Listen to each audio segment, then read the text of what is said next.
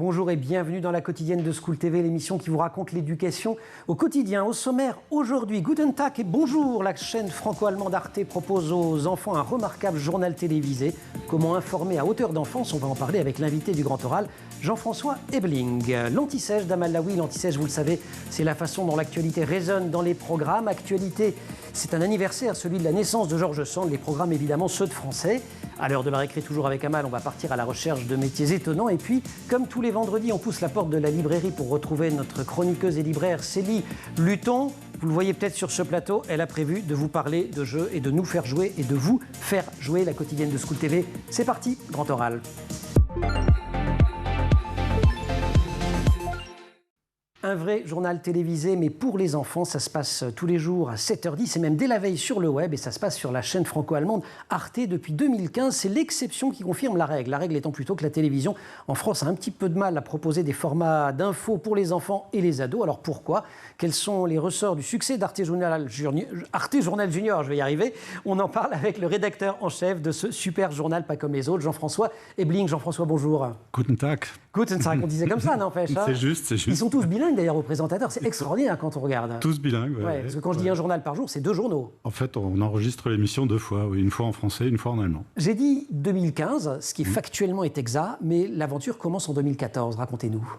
Alors, l'aventure commence d'abord avec un magazine. Voilà, donc qui existe toujours. Qui existe toujours, le Mag Junior. Donc, on commence... Arte Junior, le Mag, il s'appelle. Bon, on commence en février 2014. Comment naît cette idée ? Alors là, il faut rendre à César. C'est mon patron, Marco Nassivera, directeur d'information, qui tenait absolument à faire une émission pour les enfants. Voilà. Et donc, il a, à force de persuasion, il a réussi à persuader ses patrons. Et donc, on a lancé le magazine Junior en février 2014. Voilà. C'est une hebdomadaire.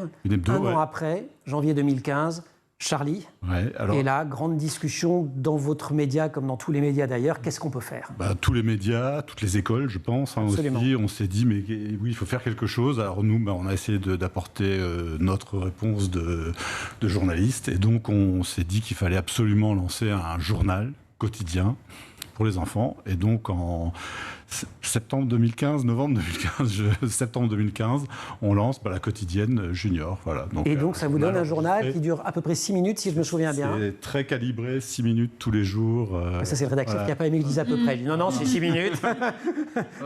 Au cas où les équipes regarderaient, qu'on se dit on a de la marge.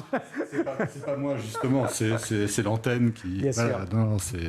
L'antenne, parce qu'il est diffusé à l'antenne, tous les jours, et on peut dès 18h le trouver sur le web. Sur le web, sur le site d'Arte, sur notre chaîne YouTube, voilà. Quand vous vous retrouvez avec cette mission entre les mains, je vous cite, vous dites, moi je ne savais pas comment m'y prendre, je faisais essentiellement du news, et vous franchissez le Rhin, c'est pas très très loin, et vous allez voir Logo. C'est quoi Logo ? Alors Logo, c'est un journal quotidien qui est proposé par la ZDF, donc Zweites Deutsches Fernsehen, la deuxième chaîne publique allemande, voilà. Et ce journal-là, il existe depuis... 1989. Voilà, vous allez chercher, c'est bien. Voilà, c'est vraiment, c'est une institution en Allemagne. Tous les gamins connaissent ça. Donc je suis allé les voir et je leur ai demandé comment ils font, quoi, comment ils travaillent, etc. J'en ai ramené une idée essentielle, c'est qu'on peut parler de tout. Ouais, il faut censurer aucun sujet. Il faut juste s'adapter, quoi. Voilà. Alors tout, à condition néanmoins d'intéresser les enfants français et les enfants allemands. Donc ça donne une surreprésentation des sujets internationaux ou des sujets liés à la vie des enfants dans ce journal. Alors ça c'est de toute façon, c'est c'est l'ADN d'Arte. C'est la vie d'Arte, oui, voilà. C'est qu'on est obligé de choisir, de réfléchir à nos sujets en se disant, je ne peux pas parler qu'aux petits français ou aux petits allemands, il faut qu'on parle aux deux. Donc effectivement, beaucoup de sujets internationaux et sinon aussi beaucoup de sujets concernants pour les enfants. Et puis il répond aux questions. Mais ça, c'est des questions, je pense, que les gamins de la terre entière se posent. Par exemple, il y en a tellement, on en reçoit tellement, on voudrait répondre à toutes, mais alors beaucoup de questions scientifiques, quoi. Pourquoi la Terre tourne autour du Soleil? Je sais pas. Il y en a plein. Il y a des portraits d'enfants aussi. Alors on fait des portraits d'enfants aussi, ouais. Voilà. En fait, ça, l'idée, c'était au départ d'avoir de ce que font les canards écrits, c'est d'avoir un rédac chef invité. Et puis, on s'est rendu compte que techniquement, ça serait trop compliqué à faire. Donc, on s'est dit, bon, comment on fait pour avoir un enfant qui suit les spectateurs du début à la fin de l'émission? Et donc là, on s'est dit, on va faire un portrait d'un gamin. Et donc, on profite de tous les tournages d'Arte, et ils sont vraiment très, très nombreux. Et donc, on dit aux équipes, ramenez-nous des portraits de gamins, quoi. Et donc, on reçoit des portraits du monde entier, quoi. Et voilà. Donc, ce matin, là, j'ai lu une proposition, on me propose un portrait d'un enfant en Amazonie. Voilà. Amazonie, on en a fait beaucoup déjà. Voilà. Donc, je ne sais pas si on va le prendre, mais effectivement, on a. Et la proposition, il y est quoi? À l'actu, à la disparition de ces journalistes en Amazonie? Non, là, c'est vraiment, on est la vie exceptionnelle d'un enfant, c'est du magazine. Voilà, c'est du magazine, et on est. J'aime bien dire que là, on est vraiment, c'est pas du tout l'actu qui nous mobilise là-dessus. C'est au contraire, c'est plutôt le fait qu'il ne se passe rien et que ce soit leur vie à eux, quoi. Alors nous, on essaie de marier l'actu et un truc dans lequel il se passe théoriquement rien, c'est l'actu et les programmes scolaires. C'est l'anti-sèche. Vous voulez bien? Allez, Amal Laoui. L'anti-sèche, c'est la façon dont l'actualité résonne dans les programmes. Et actualité anniversaire, celui de la naissance de George Sand. Oui, George Sand, de son vrai nom, Aurore Dupin, né à Paris le 1er juillet 1804 et décédée le 8 juin 1876. Alors, elle a été au 19e siècle la seule femme à faire partie de la Société des gens de lettres. Et dès ses premiers écrits, elle s'inspire du nom de son amant, Jules Sandeau. Pour prendre le pseudonyme de George Sand, elle compte parmi les écrivains les plus prolifiques, avec plus de 70 romans à son actif et 50 volumes d'œuvres diverses, dont des nouvelles, des contes, des pièces de théâtre et des textes politiques. Et elle est aussi, consoeur, hein. Oui, elle est aussi journaliste et participe au lancement de 3 journaux, La Cause du Peuple, Le Bulletin de la République et L'Éclaireur. Elle publie l'un de ses premiers romans, Indiana, en mai 1832, puis Valentine la même année. Elle y défend le droit à la passion des femmes et s'oppose à toutes les oppressions dont elles sont victimes. Très vite, les talents de la jeune écrivaine sont reconnus, notamment par Chateaubriand. Elle est également très engagée en politique, George Sand. Oui, elle se révolte contre les conventions sociales. Elle est engagée pour les droits des femmes, en faveur des ouvriers et des pauvres, contre la royauté et pour la République. George Sand s'intéresse aux pensées socialistes et démocratiques, comme le montre Le Compagnon du Tour de France, publié en 1840, et Consuelo 1842. Particulièrement engagée, elle côtoie les grands démocrates de l'époque. Et après l'échec de la Révolution, elle se retire à Nohant, dans l'Indre, et poursuit sa série d'œuvres champêtres, optimistes, inspirée de son enfance. La Mare au Diable, oui, c'est ça, François Le Champy, La Petite Fadette et les maîtres sonneurs. Et à Nohant, il y a Chopin aussi, il y a un festival Chopin dont nous parlait un de nos invités, Bertrand Perrier, récemment. Et puis elle est dans les programmes de français, évidemment, George Sand, avec cette œuvre extraordinaire. Oui, George Sand, un classique des programmes de français. On l'étudie dès le collège, notamment lorsque l'on évoque l'autobiographie ou le roman épistolaire. On étudie aussi beaucoup ses romans champêtres. Mais George Sand est de moins en moins étudié à l'école. Pourtant, pendant très longtemps, comme nous l'explique la chercheuse Nathalie Denisot, elle était devenue, dès la fin du 19e siècle, un classique scolaire incontournable de l'enseignement secondaire. Et à cette époque, elle est d'ailleurs plus fortement présente dans les manuels que Balzac. Mais c'est lui qui devient, au cours du 20e siècle, un classique de l'enseignement secondaire, tandis que George Sand se réduit peu à peu à un corpus très restreint avant de quasiment disparaître. Et de toute façon, les autrices ou les écrivaines sont quasiment inexistantes dans les programmes du bac français, même s'il y a de légers progrès. Oui. Tout à fait. En classe de première, seulement 4% des auteurs étudiés par les lycéens pour le bac de français étaient des femmes en 2016, mais aucun en filière générale. Il faut attendre 2017 et La Princesse de Montpensier de Madame de la Fayette au programme pour l'épreuve de français. Et cette année, pour le bac de français, sur les 12 textes retenus, seuls 3 ont été écrits par des femmes. Donc il y a un texte d'Olympe de Gouges, de Marguerite Yourcenar et de Madame de la Fayette. Mais il y a quand même quelques travaux universitaires, une pression des débats qui font que George Sand revient, c'est ça? Exactement, c'est ça. Donc grâce aux travaux universitaires, comme les profs pour les concours de CAPES l'étudient, du coup ils les font étudier après. Et rien ne se perd. Oui, voilà. C'est génial. Merci beaucoup Amal. On se retrouve dans quelques minutes pour la récré, reprise du Grand Oral. Jean-François Ebling. Un JT matinal et quotidien de 6 minutes pour les 10-14 ans, un magazine hebdomadaire de 14 minutes sur l'actualité internationale et européenne, traité à hauteur d'enfants à partir de questions posées par des élèves du primaire français et allemand. Il y a aussi des portraits d'enfants, des reportages, tout cela se passe sur Arte. Jean-François Ebling, invité du Grand Oral et rédacteur en chef d'Arte Junior Journal. Arte Journal Junior, là. Arte Journal Junior. Eh oui, j'ai dit dans le mauvais sens, pardon. Je devrais me faire des antisèches. Si on fait un petit jeu des différences entre un JT pour les enfants et un JT pour les adultes, qu'est-ce que ça donne? D'abord, Choix des sujets, vous dites on ne se censure pas, mais on ne prend pas non plus, on adapte quand même. Oui, on adapte, bien sûr. Je crois que la vraie première différence, c'est qu'on ne court pas après l'actu. Vous voyez, le 20h court après l'actu, nous, c'est pas ce qu'on cherche, quoi. Nous, on est plus dans l'explication. Donc, on essaie... Alors, vous m'emmenez vers une deuxième explication, c'est ça d'ailleurs, il y a évidemment du factuel, c'est un journal, mais c'est un journal très pédagogique. Voilà, c'est ça, on essaye toujours de donner des éléments explicatifs, quoi, de pas simplement donner une actu comme ça je ne vais pas dire du mal des 20h, mais... c'est fait. Voilà. Pardon. Mais c'est vrai qu'on... On n'a pas de 20h sur School TV, vous pouvez y aller. On essaye vraiment de décrypter l'actualité plus que de la donner en courant après les petites phrases, etc. De toute façon, la politique, on en parle très peu parce que ça ne concerne que soit que les Français, soit que les Allemands, et comme on parle à deux publics, on est obligé de s'adapter. Et en plus, ce sont les enfants qui ne votent pas forcément. Voilà. Ceci étant, ce sont de futurs citoyens tout de même. Après, c'est quand même intéressant de leur expliquer des trucs, quoi. Alors, là, par exemple, on a fait récemment une série sur les institutions. Donc, expliquer le pouvoir législatif, le pouvoir exécutif, le pouvoir judiciaire, les médias, etc. Vous voyez, donc on essaye quand même d'être un peu dans l'actualité, mais voilà, on choisit quelque chose qui va parler à tous et puis qui peut être intéressant pour les gamins et pour les grands aussi, d'ailleurs. Si on continue le jeu des 7 différences, on a peut-être plus que 7, des images également choisies, des graphismes beaucoup. Beaucoup de graphismes, on travaille beaucoup avec des graphistes, on fait même des questions et certains petits modules uniquement en graphisme, parce que c'est très efficace, quoi. C'est ça. Un montage un peu plus lent aussi peut-être, voilà. Vous évitez le côté hypercut. Oui. Alors quand je dis plus lent, je veux dire c'est très dynamique. Si vous regardez, vous verrez, on s'ennuie pas du tout. Ouais. Mais vous évitez le côté stroboscopique. Oui, bien sûr. Ouais. Et puis on fait évidemment attention au choix des images, encore bien plus qu'on ne le ferait pour un journal pour adultes. D'une certaine manière, ce que vous dites là, ça pourrait s'enseigner dans les écoles de journalisme, sur le journalisme tout court quand même. Faire attention à ces sujets, pas courir après l'actu pour essayer d'expliquer correctement. On est. Ouais, peut-être. C'est les bases du métier quand même. Je ne travaille pas en école de journalisme. Non, mais c'est les bases du métier. Expliquer. C'est les fondamentaux.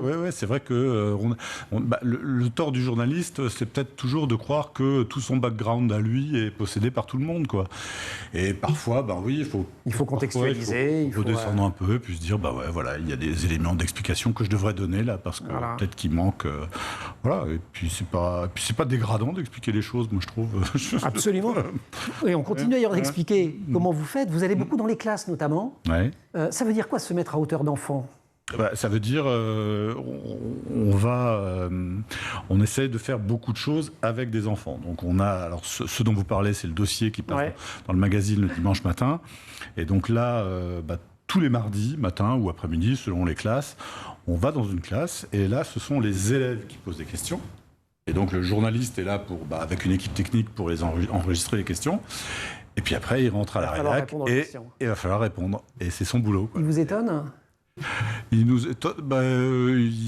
C'est toujours surprenant, quoi, parce que c'est un peu cadré, c'est-à-dire qu'on se met d'accord avec les instituteurs ou les professeurs, et donc on convient d'une thématique avant. Parce que parfois les professeurs disent écoutez, c'est peut-être un peu compliqué, c'est trop tôt, ils sont trop jeunes, etc. Et donc on va les voir avec des thématiques. Donc c'est un peu cadré, mais oui, il y a toujours des questions surprenantes, bien sûr. Et il y a des exemples justement de questions ou d'approches auxquelles vous n'aviez pas pensé, que les enfants ont amené. Il y en a plein tout le temps. Je me suis rendu compte, là, il n'y a pas longtemps, que le magazine, il avait 8 ans. Quoi. Je me suis dit, quoi, ça fait 8 ans ? Donc, il y en a plein, en fait. Ouais, Est-ce qu'ils vous continuent à vous surprendre, d'ailleurs, 8 ans après, ces enfants ? Moi, j'aime toujours les portraits. Je suis toujours bluffé par cette diversité de ce que sont les enfants du monde, quoi, parce que là, vraiment, on fait le tour du monde avec les gamins. Et puis, en même temps, de voir qu'ils sont quand même un peu tous pareils, quoi. Donc, je trouve ça assez touchant. Ouais. Il y a un universel de l'enfance. Ouais, vraiment. Ils ont tous des rêves, voilà. Ils ont tous ce côté curieux, envie de découvrir, qui vivent dans des cabanes en bois ou dans des maisons incroyables aux États-Unis. Ils sont tous un peu pareils, quoi. Ils ont tous, ce côté rêve, quoi. Et envie de découvrir. Et ils ont tous un JT sur Arte. Tous, je ne sais pas, en tout cas. Si, ils peuvent y accéder, c'est sur Internet. Aussi. Les 18h, c'est même diffusé la veille. Oui, alors il y a peut-être des difficultés d'accès hors dans certains pays. Oui, voilà, les histoires de droit. C'est vrai. On va faire une petite pause récré avec Amal. On se retrouve juste après, si vous voulez bien. La récré.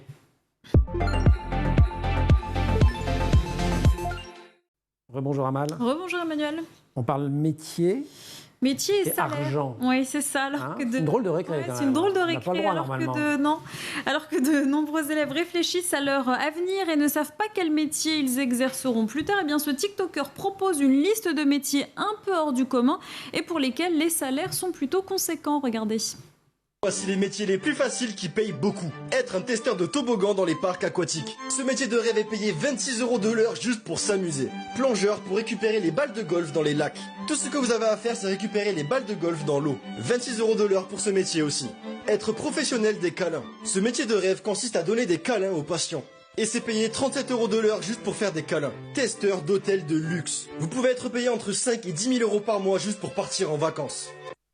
Mal, revenez, on n'est pas si mal payé ici. Alors dans la réalité, les métiers qui rémunèrent le plus ne sont pas les plus drôles et demandent beaucoup de travail. La rémunération est devenue une préoccupation importante dans la recherche d'un métier pour les jeunes. Vous savez que là maintenant, après avoir dit qu'ils n'étaient pas très drôles, vous allez vous faire des amis dans tous les métiers que vous allez citer. Vous en êtes consciente. Selon l'INSEE, eh bien, ceux qui rémunèrent le mieux... Non, le salaire médian en France déjà, il est de 2 340 € bruts par mois. Et parmi les métiers qui rémunèrent le mieux, voici une liste. Médecin généraliste ou spécialiste, environ 15 000 € bruts par mois. Gérant de pharmacie, 10 000 €. Architecte, 10 000 € bruts par mois. Pas tous. Directeur des finances, 9 000 € par mois. Avocat, 8 500 €. Pareil, pas tous. Pas tous. Alors en fait, il y a là beaucoup les métiers de la santé, mais il faut savoir qu'un médecin généraliste ou un spécialiste... Et oui, il en prend pour 10 ans d'études, ce sont des métiers très difficiles qui nécessitent de longues études, minimum 9 ans pour un généraliste, 10 à 12 ans pour les spécialistes.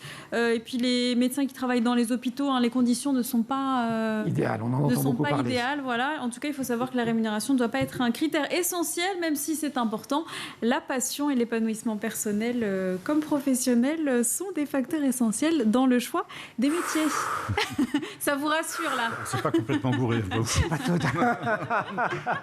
Merci Amal. On retrouve Jean-François Ebling, suite du Grand Oral. Jean-François Ebling, rédacteur en chef d'Arte Journal Junior, cette fois je l'ai dit dans le bon sens. Est-ce que vous avez forcément une forte implication de votre chaîne aussi? On ne vous affiche pas les résultats d'audience dans l'ascenseur tous les soirs. Il faut quand même le dire, c'est extraordinaire ça. Oui, on a beaucoup de chance. De toute façon, j'ai toujours considéré que j'avais de la chance de travailler pour Arte. Ouais, et là, pour le journal Junior, oui, c'est formidable. Ouais. Parce que vous n'avez pas cette pression de devoir Non, c'est vraiment pas non, c'est pas ce qu'on recherche. Quand vous avez dû créer cette chaîne, vous dites que vous êtes allé à la ZDF voir Logo, qui était une ancienne émission 1989 pour les enfants. Et on a aussi du côté de la BBC, je crois que depuis 1972, il y a Newsround qui existe, donc c'est très ancien. Pourquoi finalement en France vous n'avez pas été plus imité à votre avis, pourquoi vous êtes les seuls avoir un JT? C'est pas à moi qu'il faut poser cette question, j'en sais rien. Je sais que LCI a fait une tentative d'hebdo, voilà.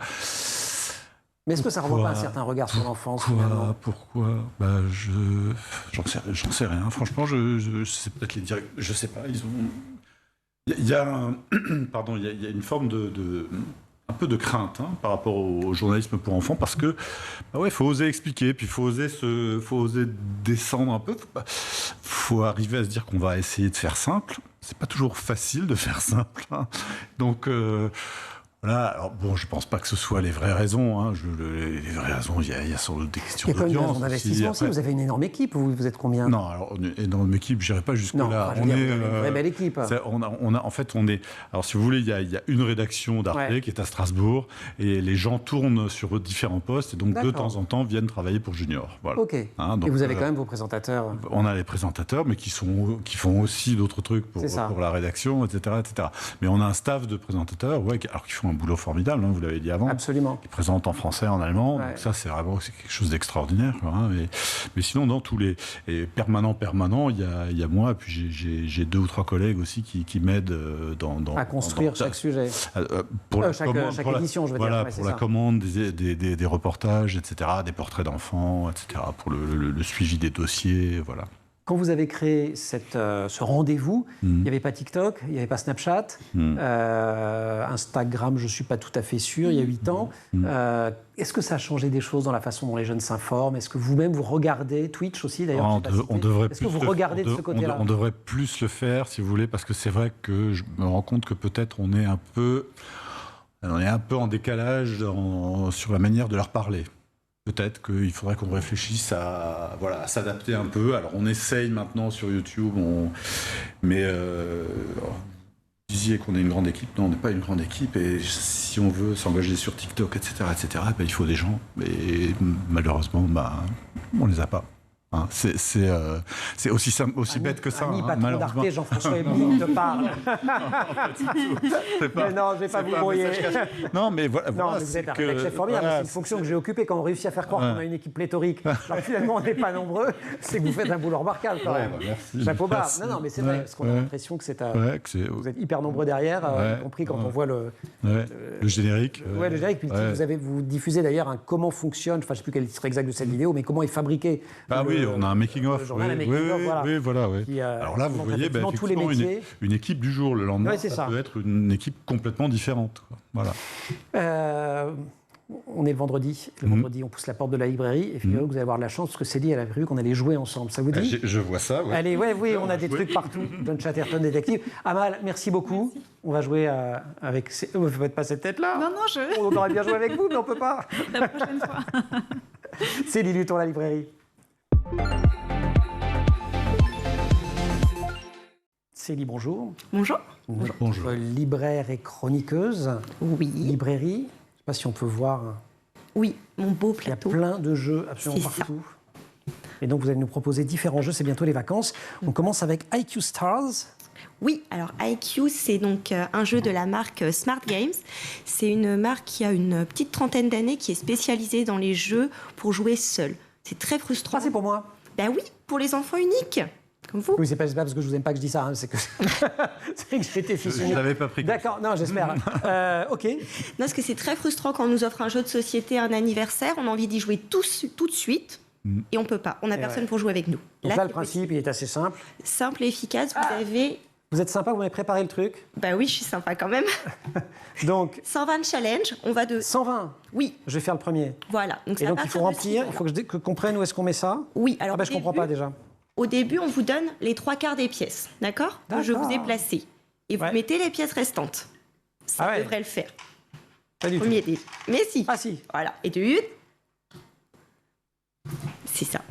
Attention Emmanuel, parce que plus ça va, moins on vous donne 2 pièces.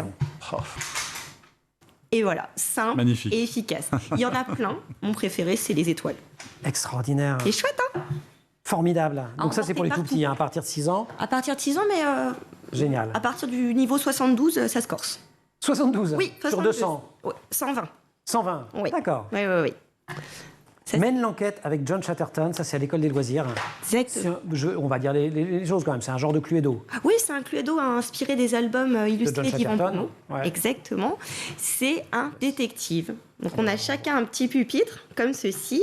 Je vous ai donné à chacun une carte. Vous la regardez, elle est pour vous. Vous savez qui vous avez. Vous retrouvez votre carte là-dedans et vous barrez.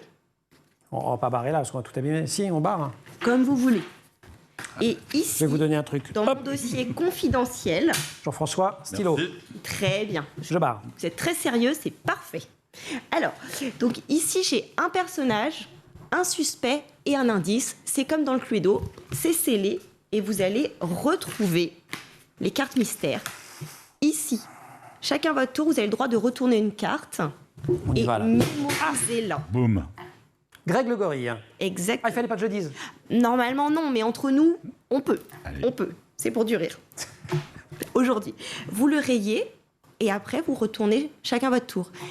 Et des fois, il y a des cartes. Génial. Regarde la carte du joueur de ton choix. Exactement. Je vais regarder la vôtre alors. D'accord. Donc si Emmanuel... Ah, le gros pro, il dit d'accord tout de suite. Il dit pas, tiens, il m'a montré le loup. Non, il est sympa, il est pro. Il est super pro. Et donc voilà, plus ça va, plus vous allez déduire, retrouver l'indice, la victime et le coupable. Et si vous pouvez embêter vos adversaires, c'est encore mieux. D'accord ? Fit-elle d'un air un petit peu sadique. Oh bah oui, c'est chacun pour sa peau, là. D'accord. Oui. Génial. John Chatterton, on a le droit de le lire aussi, John Chatterton. C'est sublime. C'est des très très très beaux albums. Très grand illustrateur. C'est à l'école on termine des avec Top 10. Oui, ça j'adore aussi. Que voici. Oui, ça c'est un jeu pour les grands. Un jeu pour les grands où c'est un jeu coopératif. Donc je suis le capitaine pour la première partie. Donc, c'est moi qui décide. Je prends une carte. Je prends votre place, Emmanuel. Prenez ma classe. Voilà. Donc, je vais vous dire, par exemple, quel objet fallait-il avoir sur soi lors du naufrage du Titanic? Une bouée. Attendez. Ah, pardon. Du moins utile au plus utile. Alors, si je vous donne une carte, par exemple, on ne la montre pas. Hein. Je la montre pas celle-là? Non. Et voilà. Celui qui a le chiffre le plus bas... Je peux le montrer aux gens? Oui, oui. Celui qui a le chiffre le plus bas va me dire l'objet le moins utile lors du naufrage du Titanic. Une trompette. Exactement. Très bien, vous avez pigé. Vous, Et Emmanuel... pourtant, l'orchestre a continué à jouer. C'est pour ça que vous dites oui, trompette. Pendant qu'il coulait, les gens... Je sais. Vous, Emmanuel, vous avez le 10. Donc, qu'est-ce qu'il faudrait le plus important? Un violon. Non, je rigole. La bouée. Oui, mais encore un peu plus quand même. Plus qu'une bouée? Une machine à faire fondre un iceberg, ça aurait été pas mal. Je manque totalement de réalisme, de pragmatisme. Mais c'est affligeant. Mais oui. Parce que c'est un jeu pour jouer en société, en groupe. Donc, carte de 1 à 10. Le plus bas donne le chiffre l'objet le plus inutile possible. D'accord. Et plus ça va crescendo jusqu'à la machine à faire fondre les icebergs. Voilà. Et moi, Extraordinaire. en tant que capitaine, je dois tout remettre dans l'ordre. Pas mal, hein? Waouh. Ça, c'est à partir de quel âge quand même? Parce que c'est... Fin de collège. Fin de collège parce qu'il y a... À fin de collège? Ah bah oui, parce qu'il y a tout type de questions. J'en dirai pas plus. Oui, Génial. on voit le petit titre là du... Oui, j'ose même pas le dire parce que... Voilà, c'est ça. Toujours 10 bonnes raisons de dire des... Conneries. Avec Ah, une vous l'avez série. dit. Ouais, moi je le dis. J'hésite pas. Non, mais il faut informer. C'est notre souci d'informer. Voilà. Et puis c'est pas un journal pour les enfants. C'est ça. C'est pour les... Génial. Oui. Super. Idéal. Merci beaucoup pour cette sélection. IQ Stars chez Smart Games dès 6 ans mène l'enquête avec John Chatterton, l'école des loisirs également dès 6 ans. Oui. Top 10 à partir de 14 ans. Et pour les grands enfants. Hein. On a remarqué. C'est ça. Vous êtes resté un grand enfant. C'est ça le secret en fait de Arte Journal Junior. Peut-être. Merci en tout cas de nous avoir rendu Merci visite, à vous. Jean-François Merci de m'avoir Ebling. invité. Et vous pouvez évidemment suivre, si vous ne le faites pas déjà, Tchuss, c'est comme ça qu'on dit à la fin. Tchuss, au revoir. Oui. Tchuss, au revoir. Tchuss, Célie. Tchuss. Et tchuss toute l'équipe. Marine Plantec pour la préparation de l'émission, assistée par Roxane Sarfati, Colline Hamel au maquillage, au son, Amanda Montero à la réalisation, Théo Boscar. Vous restez sur School TV. Vous nous retrouvez nous évidemment en permanence sur Internet et sur les réseaux sociaux.